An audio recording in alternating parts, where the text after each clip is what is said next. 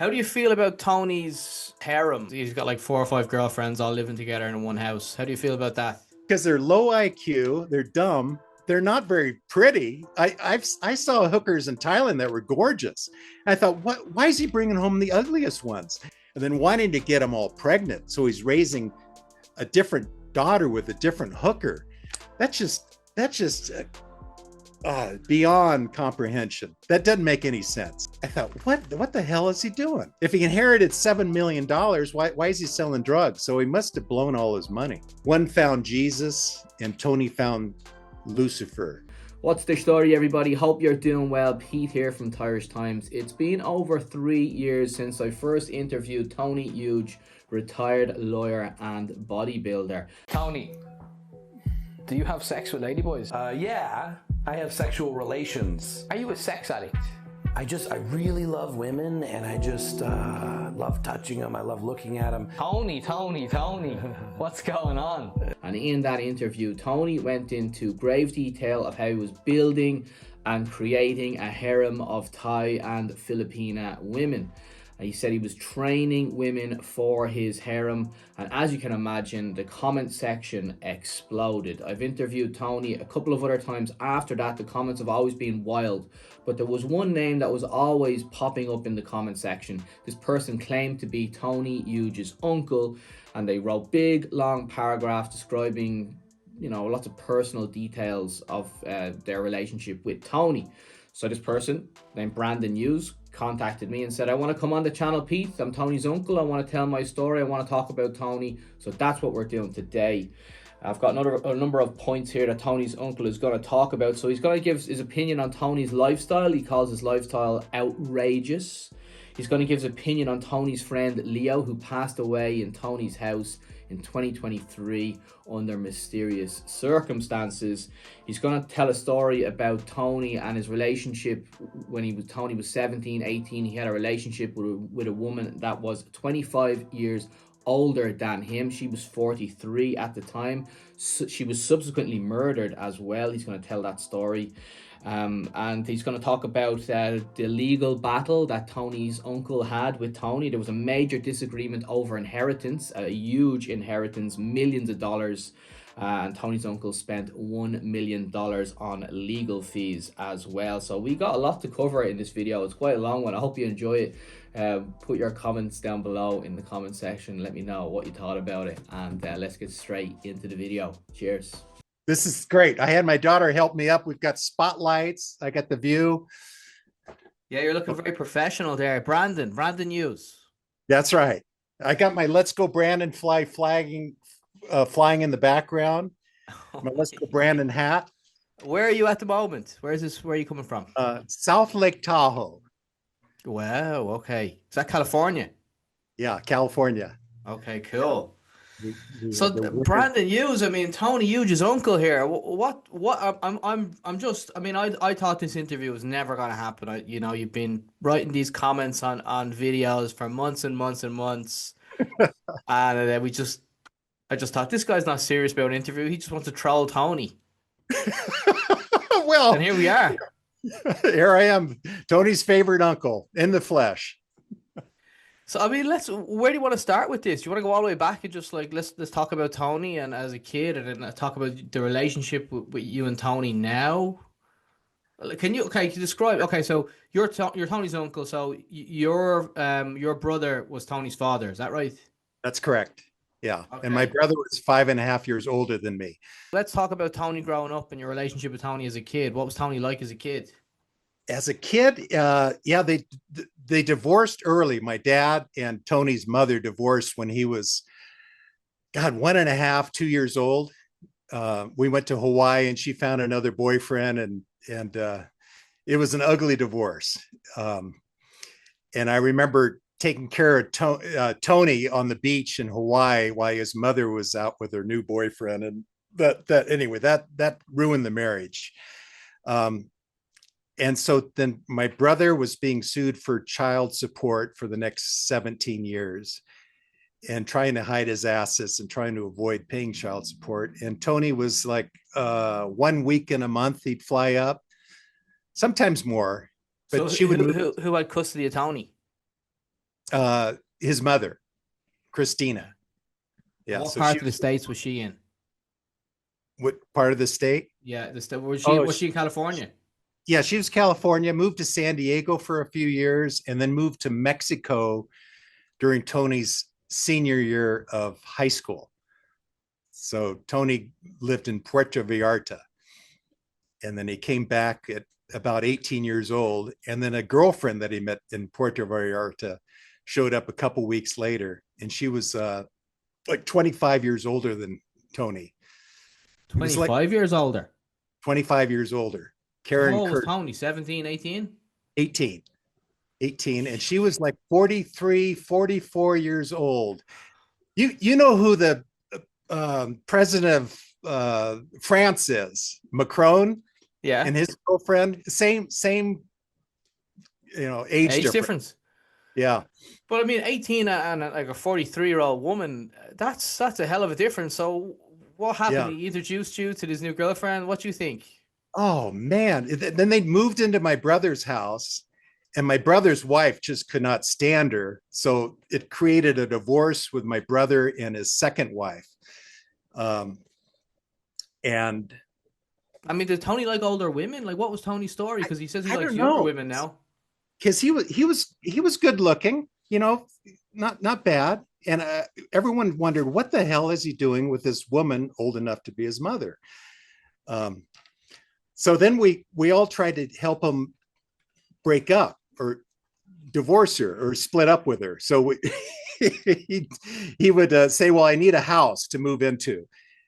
And so we'd find a way for him to buy a house, but then he'd put it in her name with phony loans and phony appraisals and phony, and he'd get 50,000 cash back at close of escrow. And I thought, wow, that's so illegal, but he's doing it. How does that work? What's that about? How does that Yeah, work? there was a time when banks would loan money to anybody. This is before they collapsed. And so Tony found a way to buy at least 3 houses that I know about that were owned by my brother, that he kept deeding them to Tony. And he'd get a big kickback at close of escrow, which And how old was Tony? Tony was 18, 19, 20? he dated her for 7 years. So he dated her for from 18 to 25. He was with this gal. And she died at age 50 from a blunt object to her head. Whoa, where? In Del Paso Heights, bad part of town. But she apparently had found a new boyfriend who went to jail, and then he got out of jail, and then he killed her. So, And is he in jail now for that? I don't know. I assume he is. Yeah. How was Tony after he found out that? Well, Tony had broken up with her, so she found a new boyfriend. He finally broke up with her after 7 years. So, But I mean, if you find out your ex is murdered, I'm sure it would, like, if I found out my ex was murdered, I would be shocked, maybe sad. yeah, I don't know. Yeah, I suppose that's a question for Tony, isn't it? Man, I never know Tony had this kind of a wild life. I know he has a wild life in Thailand, but yeah, it's so let's get back to Tony's father. I mean, you said so you and him were brothers, and I did Tony did mention in a previous interview that his father passed away quite at a young age. Yeah, he had throat cancer. Let it go for 2 years. He had a sore on his tongue, and he thought it was just a canker sore, but it was throat cancer, and went in for 2 major surgeries, and then skipped the third surgery. The third surgery, they were going to take out his entire tongue, and I was there with him when they described all the stuff they were going to do to him. And he already lost a lot of weight. He was down to 150 pounds.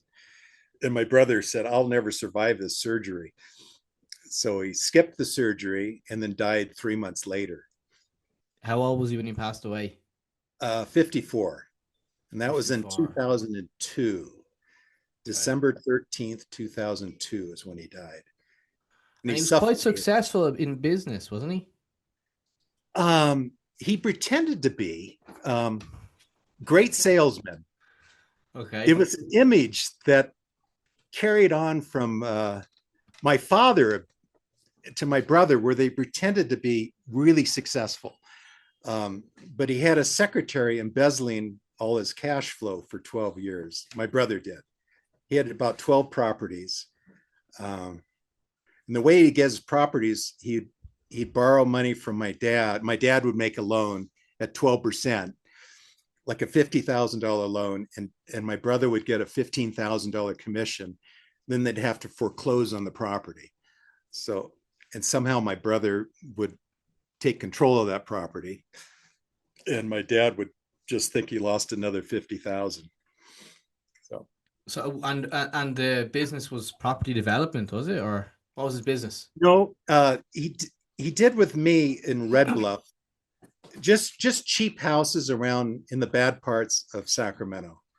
So there are about 12 little homes that he owned when he died. And what was Tony's relationship like with his father? I think it was pretty good. He was expensive though, because my brother did not like paying child support, so he did everything he could to avoid paying child support. What does that mean then? He give the money to Tony instead of giving it to his ex? No, he would just not pay it because his secretary was embezzling his cash flow, so he didn't have the money. He didn't think he had the money. But after he died, I asked the secretary, I said, why? I finally got the checking accounts, and it looks like you embezzled about $400,000 during Terry's last 4 months on this, 4 months of life. And so she quit the next day, or that night. You never went after her? I did, but Tony and my other nephew Ryan, I hope he's not watching this. They liked the secretary for 12 years. They thought she was just the most perfect gal in the world, and her whole time she was just stealing money. So they convinced you not to sue her?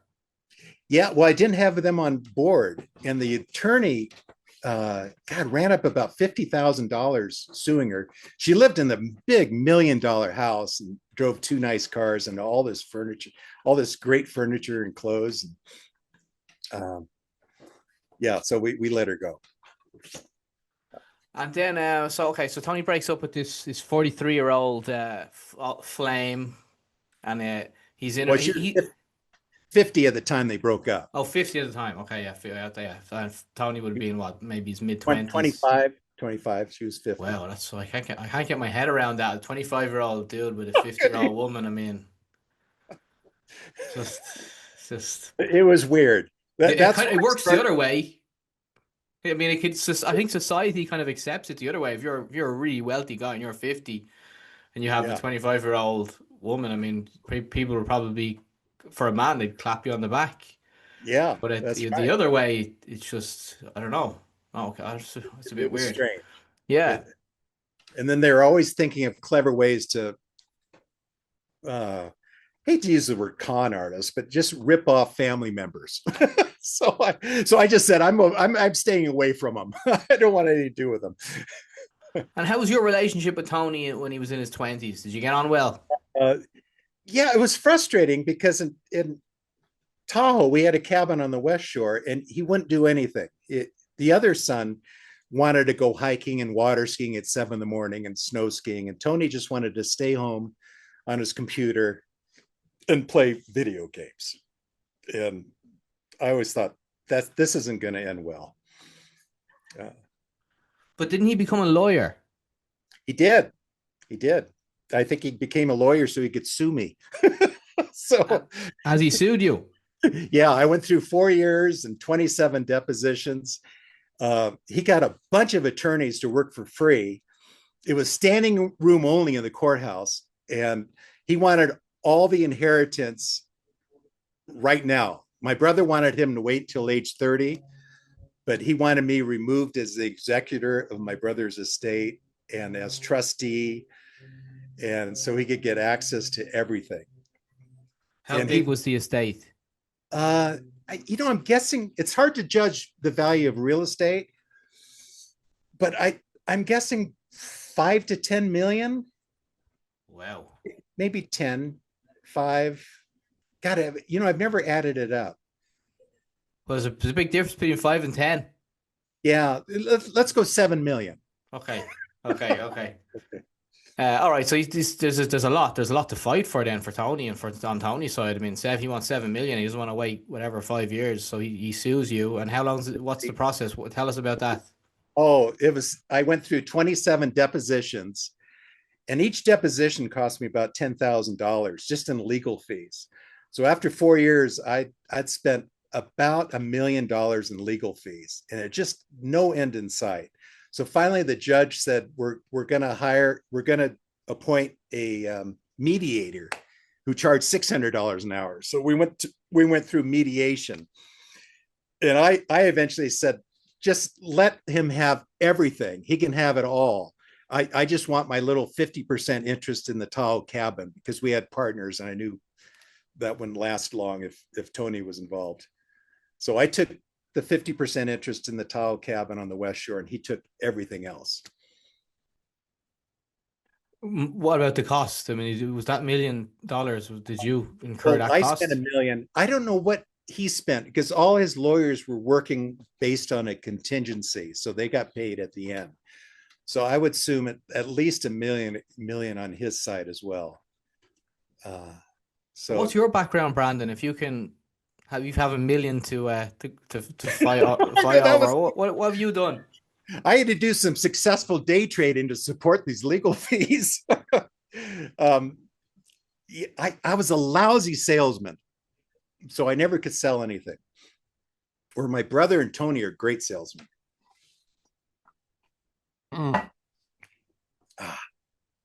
So I went to Chico State for 4.5 years, and became a real estate broker and worked for a big real estate company. Couldn't sell anything. Had a Honda Civic with no air conditioning.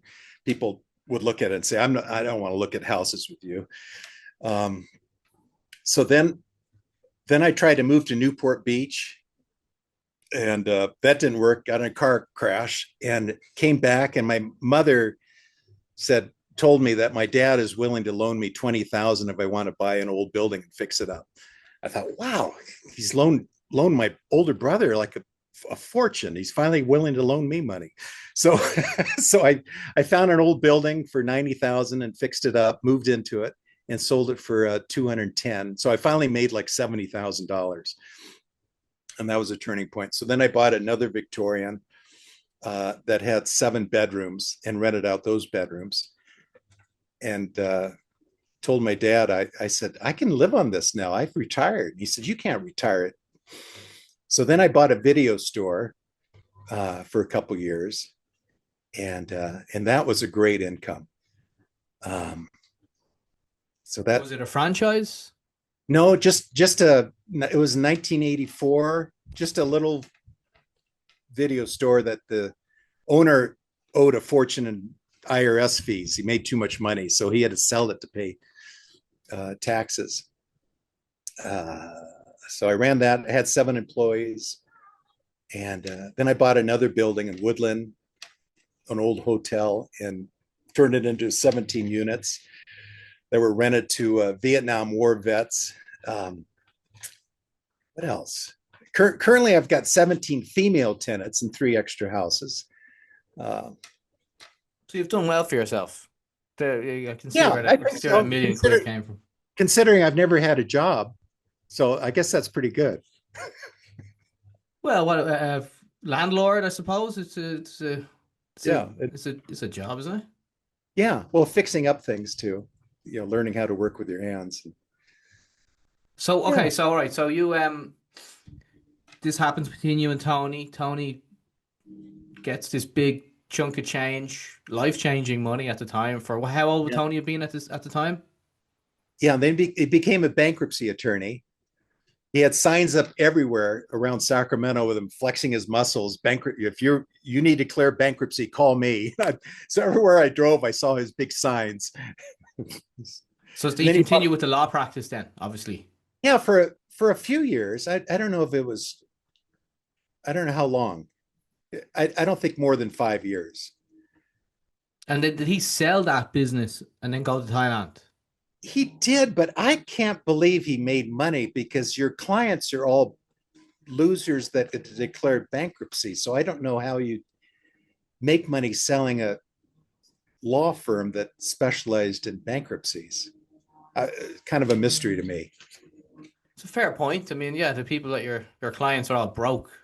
That's right. Who wants to buy that? True. Well, maybe I don't know. Maybe someone can put it in the comment section and let us know what the motivation would have been. But then, so you reckon Tony made his money from his father's inheritance and then took that to Well, Thailand, and that's kind of yeah, propelled him into the lifestyle in Thailand. yeah, and my father's inheritance too. And I Your don't know. father's inheritance. Well, yeah, my father, because I turned everything of my father's over to him as well. So he felt, since my brother died, that he moved in to an equal partner with me as far as my father's inheritance.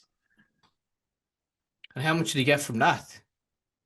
Well, combined with my brother and my dad would be about somewhere between 7 and 10 million. Okay, so I mean, I can see the motivation for you to be trolling Tony on YouTube. I mean, I'll just explain it to the audience. So, for about 2 years, I've interviewed Tony, I think maybe 4 times or maybe four, and all those videos you've commented numerous times. It's all in the comment section. You know, you've wrote paragraphs and Uh-huh. critiqued Tony, and I've interviewed Tony again last year, and I spoke about you to Tony, and you've probably heard that.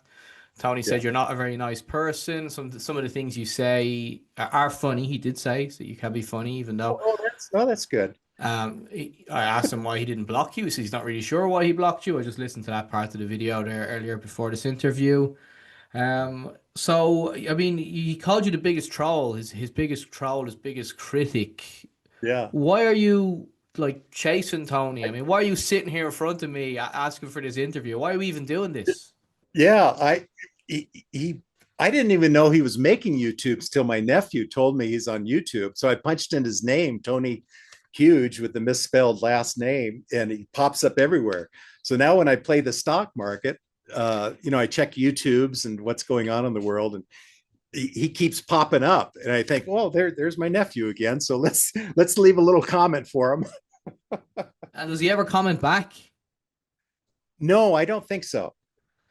Yeah, he might do it in a different name because I think he has a lot of Alice, well, Aliases, yeah. that's the word. That's the word. But And I then mean, do you have any anger towards him? I mean, you're sitting here, you're no, smiling, you look kind of cheerful and stuff, but you're yeah, literally going after this guy online and typing up stuff to him. no, it's fun to poke him a little bit because some of the stuff he does is so outrageous. It's like, holy crap. And then people believe him and worship him. And I think, how do these bodybuilders worship this guy and take that mass blast where they overdose on drugs? And then the Leo murder mystery was fabulous. I thought that was interesting to try to solve that. That took me a while. I mean, I had all Okay, kinds of what's your theories. opinion then? I After analyzing it, I think it was the strangled hooker that Leo strangled that came downstairs, and Connor and Tony were there, and Connor had his golf clubs, and Tony just wanted to get rid of this guy. I think the toilet was moved. I think Tony was the one trying to clean the mold around the toilet, and Leo was probably yelling him nonstop. And Tony just said, "I got to get rid of this guy. This guy's driving me nuts."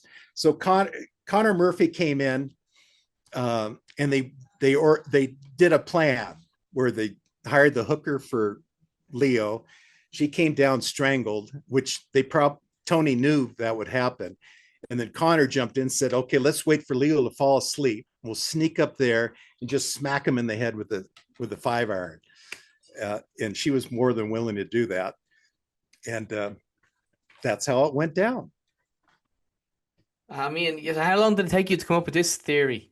Oh, it took months. I had to I go swimming laps for an hour every day in the pool, and I swim laps and I think about what could have happened, because the other theories just didn't, there was something wrong with them. But the fact that she missed a few times, there's 5-iron marks on the bathroom floor. So it looked like looked like it had to be a crazed woman who was swinging the club, because I figured Connor Murphy's too talented. He wouldn't miss. But the crazed Thai hooker that's angry, she, Tony doesn't come across as violent. No, he's very calm. He can be surrounded by violence, like his stepmom would just yell at him all the time, my brother's second wife, and he would just stay calm and peaceful under those circumstances. And his girlfriends too, just very calm. And my brother was the same way. My brother just took abuse from different women beautifully. How do you feel about Tony's harem? I mean, he's got like 4 or 5 girlfriends all living together in one house. How do you feel about that? It looks like a nightmare to me. It's because they're low IQ, they're dumb, and as Leo said, they're not very pretty. I saw hookers in Thailand that were gorgeous. I thought, why is he bringing home the ugliest ones? And Leo would be in agreement. He said, "What? Tony's a good-looking guy. Why is he bringing home threes?" And it doesn't make any sense. But I would just go with, and if I was Tony, I'd just go to one, and when you get tired, switch to someone else. But that looks like a nightmare. And then wanting to get them all pregnant, so he's raising a different daughter with a different hooker. That's just beyond comprehension. That doesn't make any sense. That's suicide. And then doing drugs, then selling drugs all the time that aren't very good drugs, is what I've heard. I thought, what the hell is he doing? If he inherited $7 million, why is he selling drugs? So he must have blown all his money. It's a mystery. Ask him, why are you selling drugs and running the risk of you ask him. He's probably going to watch this. So maybe he'll watch this. Somebody needs to ask him, why are you selling drugs when you run the risk of killing more people? When you've got an inheritance, I don't know who's managing these properties either. That's another question I'd want to ask him. There were 12 rental properties. I think because the other kid moved to Idaho, Ryan, and he's great. Married a nice Christian girl, has 2 perfect sons, lives a normal life. Total opposite from Tony. Does Tony still own these properties in America? He must have. Did he? Does he still own these properties? Are they still? Oh, he must have liquidated them, because he was obsessed with borrowing money on the properties and deeding them to people. I think he wanted the cash. He wasn't into managing properties. How is Tony's relationship with his brother? God, I don't know. I think they still talk. Yeah, I don't know, because they're opposites. One found Jesus and Tony found Lucifer. So it's different. Oh my God. And Brandon, have you been to Thailand? You mentioned there you were in Thailand. Yeah, I went took the wife and the kid there. Yeah, I met your friend Paul, the guy with the one tooth. You met him. So tell us that story. Yeah, he was great. He was sitting there at a bar, and I bought him a beer. And interesting guy, fun to talk to. How long ago was this? 10 years ago. 10 years. Yeah. And is your wife, are you married to a Thai woman? I am, since 24 years ago. That's pretty good. So this would have been before Tony found Thailand. Yeah, we owned a Thai restaurant together too. I bought her a Thai restaurant in Folsom, which is near where Tony lived. And Tony actually worked for me. He worked as a busboy. Him and my other nephew worked at the restaurant. And we weren't good workers, but anyway, it was something to do. So you married a Thai woman, and which part of Thailand is she from? Bangkok. And are you still married? Still married, and she works for the franchise tax board. So if you ever get audited by, she can get you off. I'll keep that in mind. I mean, that's unusual that you've married a Thai woman as well before Tony found Thailand. When Tony met your wife, was that maybe that's the spark that beautiful Thai woman? That might have inspired him subconsciously or consciously, because she was especially in the beginning. She was just wonderful, just really nice, hardworking, clean cook, did everything for everybody. Took care of my parents, changed their diapers and stuff. So, Okay. When was the last time you were in Thailand? It was 10 years ago. You don't go back every yeah, year, no? 10 years ago. Yeah. You don't go back to see her family or anything? Just the one time. I might go back again someday. When was the last time you spoke to Tony? God, probably at my dad's funeral. My dad died at age 95. And he was, God, when was that? I can't remember when that was. My dad was born in 1920, died at 95. So if you run the numbers, is that 2015? So Yeah. I think that. Yeah. Okay. So, okay, 2015. And what was the last thing, like, how are the words between you? Yeah, he was strong, because I remember I thought, wow, he's been working out. I don't know. I kind of, it wasn't as warm as with my other nephew. I relate better with the one that found Jesus than the one. The one that found Lucifer. Yeah, the one that found Lucifer. I just kind of want to keep my distance away from him. He'll take you to the dark side. That's why. Yeah, he will. You have 666 on the shoulder. I don't know. There was a time when he was young. I said, I swear that kid, he's going for the devil. So, I mean, do you think of Tony's lifestyle as, Lucifer, like a dark side? Do you believe that kind of lifestyle where he has all these women and he's talking about sex and he's open about it? I'm glad I did not, because I might have gone there if I inherited $7 million when I was 25 years old. I might have been like Tony. I mean, just live in a beachfront place and what's your background? You Catholic? No, Protestant, but I've dated a lot of gals that read the Bible, religious gals. Almost married one at Chico, whose father was a minister. The mother would read me the Bible before I took her daughter out to dinner. And she was a virgin, beautiful gal, 19 years old. Should have married her. She would have been a good one. But are you not happy now with the one you married? Yeah, she's good. But I waited so long that once you turn 50, you don't get the quality that you had back when you were young. But I'm happy. She cooks, cleans, doesn't yell at me, and she's got a great government job, provides free Obamacare. Do you have kids? Yeah, we have a son who's 18, and he just started working at Starbucks. She got him that job because I think she spent probably $60,000 at Starbucks. And he's turning out great now. I was worried about him. How many coffees does she have a day? I don't know, but over the last 25 years, she's been hanging out at Starbucks. That's like a daily coffee, I'd say, isn't it? Yeah. 60, and she 60 met grand. Yeah, she met Governor Newsom, would stop in there and get coffee on his way to work. So I don't know who he is. You're talking to an Irish man here. Zero interest in American politics. Okay, he's the governor of California. Okay. I probably should know that as well. But then you probably don't know the president of Ireland. Oh. I'm joking. So I mean, it's been an unusual interview. What do you think Tony's gonna make of this interview when he sees it? Well, hi Tony. This is your favorite uncle. I still water ski at 8 a.m. out here in the lake. I finally bought a Mastercraft, which was my dream boat. That's it. Yeah. I mean, he looks well.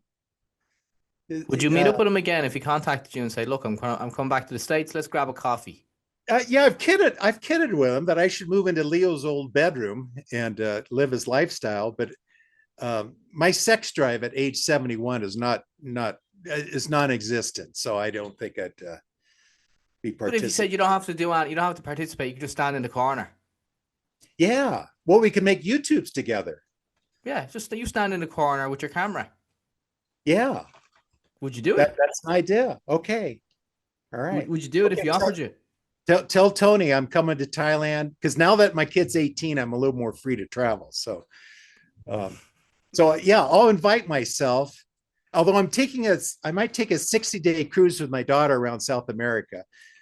But so invite him for like a year and a half from now. Tell him I'd like to move into his beachfront place. And Well, you're telling them now. You're talking to him now. Okay, Tony, I'd like to move in there and we do some YouTubes together. And I'd like to debate, because he always has one totally different story about everything. And I think, is he really believe that stuff? Or what do you mean? What do you mean? What kind of stories? Usually about yeah, good question. Well, a lot of it was his father was real successful. And I was the loser. And I thought, man, does he believe that stuff? Because when my brother opened up a strip club in 1996, I had to loan my brother $100,000 to open up a strip club, because he didn't have any money, and he couldn't afford child support. I wonder if he ever figured out that the secretary was embezzling all the cash flow from the 12 properties, because they denied that too. And it was so obvious, especially when you look at the bank accounts.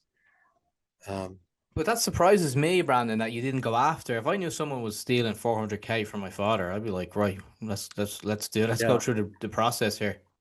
I didn't have the family. The other family members just thought I was the crook. They thought I was the one stealing the money. It was weird. I'd say if I'm only scratching the surface here, but if I really, to go deep down into this, it's probably a family thing. Every family has competition, especially with brothers, and one brother is highly successful, maybe another brother isn't. Stories, cousins then start gossiping about each other, and it becomes like a bigger thing, and then ego gets involved as well. Is that what this is? I got along good with my brother. I didn't like the bad loans that he was making for my dad, just to earn a big commission. And we owned a penthouse in Hawaii, a little condo in Waikiki Beach for many years. My brother and I did 2 months a year. And it always switched. Like I'd say, okay, you take the first 2 weeks, I'll take the second 2 weeks. Because I didn't want it, he'd invite a bunch of losers over and I didn't want to be with them. And at the last minute he'd switch. So I'd end up having to sleep on the balcony with a bunch of con men and losers in the condo. And little things like that irritated me because I wanted to go alone to the penthouse and find girlfriends on the beach. So, and is this the property you're in now? Is that the penthouse? Is it? No, this is my own. I bought this when I sold my cabin on the West Shore, which I bought. Well, I had 4 partners that were just a nightmare, so we had to sell. The parents died, and it was like having 4 ex-wives as your partners. So we sold that to a 49er place kicker for $3 million. I got half of it, so 1.5 million. So that was basically my inheritance. And then I bought this place for about 400,000. I mean, it looks beautiful. I can see boats out in the background there. Yeah, I don't have to swim out to the boat. The other cabin, I had to get up at 7 a.m. and swim out to the buoy to go water skiing with everyone. And this, I just walk out to the dock. If you actually just come out of the frame for a second, and then the camera will focus. Yeah, there we go. I can see. Oh, it looks nice. Lake Tahoe, is it? Yeah. Wait. What's the name of the lake? Lake Tahoe. You hear that in the movies all the time. I always hear people, "Oh, I'm going to my lake house, Lake Tahoe." Yeah. We had a Winter Olympics here, I think in 1962, and that's when my mother fell in love with the place. So we started coming here every summer.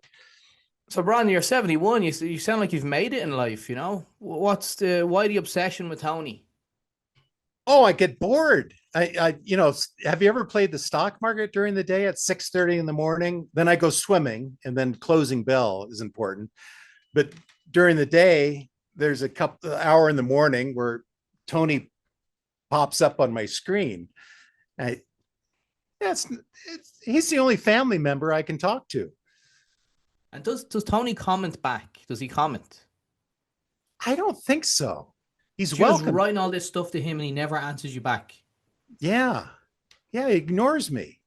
Have you Tell me emailed comment. him? I don't think his email address is the same anymore. I don't have it. But no, I'd like to do it on YouTube. Yeah. So tell him, Tony, if you're listening, comment back and let's have the debate right on YouTube. That'd be great. Do you think Tony would do that? I don't. What's in it for him? Well, the truth. If he's been living a lie his whole life, he needs to find out the truth. Oh, really? I don't know. The fitness stuff. I mean, when Connor Murphy and when Leo died, and then the fingers were pointing at Connor Murphy and Tony. I mean, the internet blew up in the whole fitness niche. This is 2 years ago, and it was interesting. And you obviously jumped on that bandwagon as well. You had like you said earlier, everyone had their opinions. Yeah. It was an interesting time, but nothing has happened. I mean, we're 2 years on, and I think I don't know. I don't even know what the latest is with the case. I think it's just been ruled an accidental death, hasn't it? Yeah, I think so. I think they got away with it. I think hookers with golf clubs get a free pass if the guy tries to strangle it. They're not going to waste their time going after a hooker. What was your opinions on Thailand when you were there? How did you feel about the country? Oh my God, the women were wonderful. I walked down that one street where they're all over the place, and I took my son and I took a picture of my son because they loved him. They thought he was cute with like 6 or 7 hookers smiling in the background. And then I would give gals like $10 or $20 just to kiss them on the cheek. They want me to, go. I'd say, listen, I'll give you $20, but I want to kiss your cheeks. So, which cheeks? Oh, just on their face. Oh, okay. Their face, yeah. Okay. I thought you were getting frisky there. No. So which part of Thailand did you go to? Oh, I don't remember. It's a bunch of Thai temples. Went to the North Place, and the elephants. I can't remember the names of it. Famous places in Thailand. The North Place and the elephants. I mean, that could be anywhere in Thailand. But the North Place is probably Chiang Mai. Yeah, I don't have my wife here. She'd tell you. But yeah, what did you think of the bars and the nightlife? Yeah, that was interesting. But and then walking home at nighttime, all those poor hookers just selling themselves on the street. Felt sorry for them. I thought, and all the men were about my age, fat, old, grumpy guys with these cute little Thai girls. It was eye-opening. I can see why some of these lonely old men get addicted to that place, because and when you're watching these videos, I mean, imagine if you're watching Tony's content. I'd imagine the YouTube algorithm is serving you up other videos about Thailand. Yeah. Are you watching those? Yeah, I am. Like walking down the same streets that I walk down. I keep hoping to see Tony and Connor. I keep, God, where are they? This is their home territory, but I never see them. I mean, why don't you take a holiday over and all right, you could see them then in real life. Tell Tony I send my good fortune, and I'd like to stay with him in his beachfront condo for a little, or beachfront house. This is $3 million beachfront house he's renting for $2,700 a month. Not a bad life. Not a bad life. I mean, where do you think Tony's making his money from? I don't, because he can't be making money selling drugs for $20. So it must be residual from the inheritance. Maybe his little brother Ryan is supporting him and managing the properties, because those properties have all gone way up in value if they hung on to them. But you said you think they're liquidated. Yeah, because that's the mentality of Tony. It was just to liquidate everything and get cash. But maybe I'm wrong. Does Tony have the know-how to stretch 7 million and to make 7 million last over his lifetime, to increase it, to invest it, to make decisions with it? I don't think so. I think he tried day trading for a while, And I don't think he made money doing that. Uh, God, selling drugs. I don't think so. I But I don't, mean, he did run his own business. He did have his own law firm, so he's clearly intelligent. yeah, I don't know how much money he made with his bankruptcy law firm. I knew another fella who gave up on it. He wasn't making any money. Gary Zyloff is his name. Um, about the same time as Tony sold his, or just walked away from it. Well, I mean, Brandon, is there anything else you want to say? We've been going 45 minutes. Oh, we've been on 45 minutes. Yeah. God, all I can say is my 3-month marriage from hell. I married a gal that was Miss Teenage New York, actually a runner up for Miss Teenage New York in 1988, and I was married for 100 days. And she was gorgeous, and she was a mistress of a fellow that was running for president of the United States in 1987. His name was Senator Gary Hart. So she was one of the mistresses, and I married her in 1988. A year later, she was from Buffalo, New York, and she would just start yelling at me at like 11 at night till 3 in the morning. And I can relate to Tony. If Leo was yelling at Tony for 4 hours straight, like my ex-wife from Buffalo, New York, who no matter how beautiful she was, that's not an enjoyable experience. And I thought about killing her as well. So if Tony did mastermind the murder of Leo, I've been there. I can relate. But I got a restraining order to get rid of her instead of hiring a hooker with a 5-iron. So What kind of plan did you come up with? Were you scheming? yeah, I was thinking killing her wouldn't be a problem, but I'm not a good liar, so I don't think her family would all want to know what happened to her. So I said, God, I'd never be able to get away with it. And the first person they suspect is the husband. So I thought I better hire a lawyer to get rid of her. How are you going to do it? I don't know. I didn't get that far. So 100 days, I mean, so what kind of arguments were you having? I mean, 100 days for a marriage, incredibly short. She just wanted to spend my money and move and buy a daycare center and just nonstop. And I just wanted to relax and enjoy life. So How long were you dating before you married her? I just met her in 2 weeks in Hawaii. She was there at the penthouse. And then I flew to Buffalo and stayed a week with her. And that was it. I met her in April and married her in August. My God. Yeah, I was in love. I just said, this is the perfect girl. And where's she now? What's she doing now? Oh, she's in trouble now. She ended up going to jail in Mexico because I actually got an annulment, and she was in prison. Her new boyfriend would call me up and say, why would you ever get rid of this girl? She's perfect. I said, you're going to find out. So she went to Mexico, Cancun, and found someone's wallet at Chichen Itza, the pyramids, and then went shopping and spent $10,000 on these stolen Visa cards in Mexico.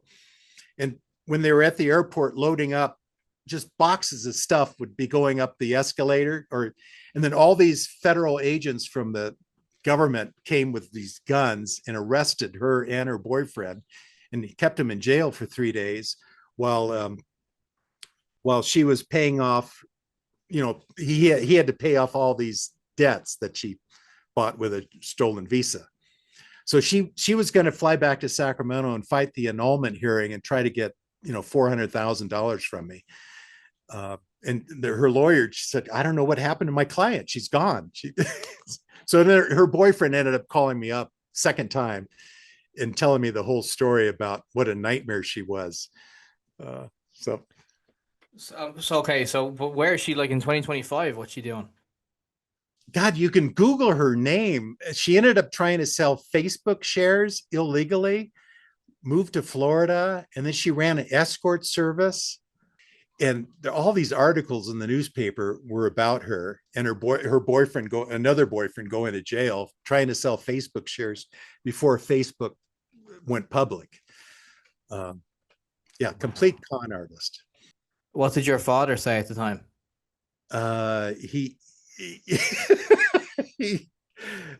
Yeah, I think he tried. A couple of people tried to talk me out of it. They said there's something about her that isn't right. Um, yeah, but I didn't listen. The love is blind. I learned my lesson. Was she the love of your life? Was she stunningly beautiful? You just fell hook, line, and Great. sinker. She looked great in a bathing suit, and she had a wonderful voice with a little bit of a New York accent. Well, Gary Hart risked running for president of the United States to have bubble baths with her. She would meet him in a like a most expensive hotel, and he'd use campaign funds and pay her, and she'd be up there in the penthouse suite uh, as he came upstairs. And he got caught with another. He had two mistresses. Another one's name was Donna Rice, who he got caught with and had to drop out of his presidential race. Yeah, that's Gary Hart. So he was having bubble baths with your ex-wife. That's right. A year before I met her. Yeah, in the penthouse suite. Wow. Good old Gary. That's right. Brandon, it's been a pleasure, man. It's been an interesting interview, you know. I'm sure. What would you want to say to the people in the comment section? I'm sure people are going to have, you know, mixed reactions to this, and they're not going to. Anything you want to say to the viewers? God, I'm thinking if they ask for investment advice, I'd recommend selling QQQ puts during the dips, or SQQQ calls during the dips too. Those are big money makers in the stock market. That's all. That's it. Financial advice for the viewers. That's financial advice in a nutshell. I started analyzing stocks when I was 11 years old, and it comes out to just simple stuff. You don't have to make it complicated. So we put our life savings into which fund is it again? Well, you could keep it simple and just buy QQQ. QQQ, life savings, QQQ. But if you want to make more money, 3 times that amount, wait for the NASDAQ to dip and sell QQQ puts. That's it. That's what you want to tell the viewers. Okay. That's what I want to tell them, because some of them are struggling with money making opportunities. And I thought, well, God, you know, do what I do. Or buy a house that has lots of bedrooms and rent out all the bedrooms. I think that's a good strategy. I like that one. Yeah, I think that's a safer investment. But this is not financial advice channel. Okay. And Brandon, it's a real pleasure, man. Thanks very much. Okay. Thank you, Pete. You're the best.